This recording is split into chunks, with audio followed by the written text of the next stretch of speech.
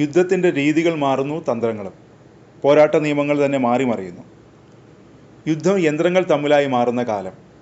റഷ്യയിൽ യുക്രൈൻ നടത്തിയ ഡ്രോൺ ആക്രമണം പുതിയ കാലത്തെ യുദ്ധത്തെക്കുറിച്ചുള്ള ഒരു പാഠപുസ്തകമാണ്.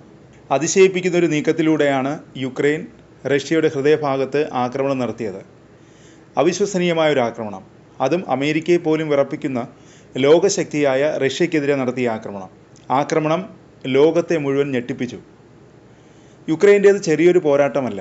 ശത്രുരാജ്യത്തിൻ്റെ ആഴങ്ങളിലേക്ക് ഇറങ്ങിച്ചെന്ന് അവർ പ്രതീക്ഷിക്കാത്തിടത്ത് നടത്തിയ അപ്രതീക്ഷിതമായൊരു ആക്രമണമായിരുന്നു അത്. ധീരമായ തന്ത്രപരമായ ആക്രമണം എന്ന് വിശേഷിപ്പിക്കുന്നതിൽ തെറ്റില്ല. ഡ്രോണുകൾ ആയുധമാക്കിയായിരുന്നു യുക്രൈൻ്റെ സംഹാരതാണ്ഡവം. ഡ്രോണുകൾ ആകാശത്ത് താണ്ഡവ നൃത്തം ചെയ്തു.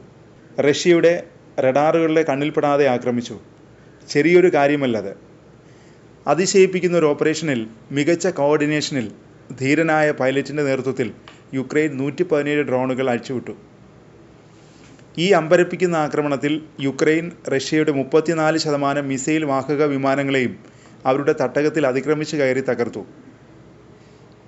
റഷ്യയുടെ വിവിധ പ്രദേശങ്ങളിൽ പകൽ വെളിച്ചത്തിൽ ഈ ആക്രമണം നടന്നു. അവിശ്വസനീയമായൊരു സംഭവം തന്നെയാണിത്.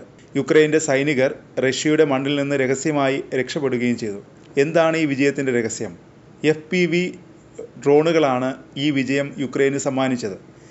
ഏത് സൈന്യത്തിനും പേടി സ്വപ്നമാണ് ഈ ഡ്രോണുകൾ. യുദ്ധകളത്തെ പുനർനിർമ്മിക്കുന്ന ഭയാനകമായ ഒരായുധം. FPV അല്ലെങ്കിൽ ഫസ്റ്റ് പേഴ്സൺ വ്യൂ ഡ്രോണുകൾ ഏതൊരു സൈന്യത്തിനും പേടി സ്വപ്നമാണ്. അവ മിന്നലിൻ്റെ വേഗതയുള്ളതും വില കുറഞ്ഞതുമാണ്. ഇവയുടെ ചെറിയ വലിപ്പം ഇടുങ്ങിയ വീഥികളിലൂടെയും മരങ്ങൾക്കിടയിലൂടെയും നഗരങ്ങളുടെ തിരക്കിലൂടെയും പറക്കാൻ സഹായിക്കുന്നു. ഏറ്റവും വലിയ നേട്ടം ഈ ഡ്രോണുകളുടെ വിലയാണ്. ഒരു FPV ഡ്രോണിന് വെറും $400 മാത്രമാണ് വില. ഒരു ആർട്ടിലറി ഷെല്ലിന് $800 മുതൽ $9,000 വരെയാണ് വില. ഒരു GPS നിയന്ത്രിത മിസൈലിന് $1,00,000 വരെ വില വരും. എന്നാൽ ഈ ചെറിയ ഡ്രോണുകൾ ലക്ഷങ്ങളുടെ നാശം വിതയ്ക്കുന്നു. ആയുധങ്ങളുടെ ക്ഷാമം നേരിട്ട യുക്രൈൻ ഈ ഡ്രോണുകളിലേക്ക് തിരിഞ്ഞു. റഷ്യ ദിവസവും ആയിരക്കണക്കിന് ഷെല്ലുകൾ പ്രയോഗിച്ചപ്പോൾ യുക്രൈന് അതിൻ്റെ 1/4 മാത്രമേ തിരിച്ചടിക്കാനായുള്ളൂ. പക്ഷേ ഈ വർഷം ആദ്യം മുതൽ യുക്രൈൻ പ്രതിമാസം 2 ലക്ഷം ഡ്രോണുകൾ നിർമ്മിച്ചു. ഫലമെന്താണ്? റഷ്യയിൽ വൻ നാശനഷ്ടങ്ങളാണ് ഈ ഡ്രോണുകൾ വരുത്തിയത്. കഴിഞ്ഞ വർഷം ഡ്രോണുകൾ ഉപയോഗിച്ച് യുക്രൈൻ ഒരു റഷ്യൻ യുദ്ധക്കപ്പലിനെ തകർത്തു. ആക്രമണം കണ്ട് റഷ്യ തിരിച്ചടിച്ചെങ്കിലും 2 ഡ്രോണുകൾ കപ്പലിൽ ഇടിച്ചു. വൻ സ്ഫോടനത്തിൽ കപ്പലുകൾ തകർന്നു. എന്തുകൊണ്ടാണ് ഡ്രോണുകൾക്ക് ഇത്ര പ്രഹരശേഷി?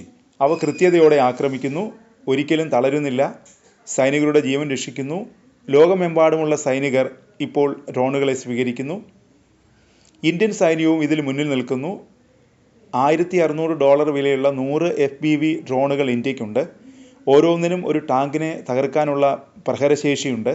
കഴിഞ്ഞ മാസം വലിയ ലോയിറ്ററിംഗ് ഡ്രോണുകൾ ഉപയോഗിച്ച് ഇന്ത്യ പാകിസ്ഥാൻ്റെ വ്യോമ പ്രതിരോധവും സൈനിക താവളവും തകർത്തു. പാകിസ്ഥാൻ 300-400 ഡ്രോണുകൾ ഉപയോഗിച്ച് 36 ഇന്ത്യൻ ലക്ഷ്യങ്ങൾ ആക്രമിക്കാൻ ശ്രമിച്ചെങ്കിലും ഇന്ത്യൻ സേന അവയെ ഏതാണ്ട് മുഴുവൻ തടഞ്ഞു. ഡ്രോണുകൾ ഇനി വെറും ഉപകരണങ്ങളല്ല, അവ ആധുനിക യുദ്ധത്തിൻ്റെ ഹൃദയമാണ്. മിന്നൽ വേഗത്തിൽ ആക്രമിക്കുന്നു, കണ്ടുപിടിക്കുന്നതിന് മുമ്പ് അപ്രത്യക്ഷമാകുന്നു, ഒരു അടയാളവും അവശേഷിപ്പിക്കുന്നില്ല. ഒരു കാലത്ത് ഭാവിയുടെ സ്വപ്നമായിരുന്ന ഡ്രോണുകൾ ഇന്ന് യുദ്ധഭൂമിയെ ഭരിക്കുകയാണ്.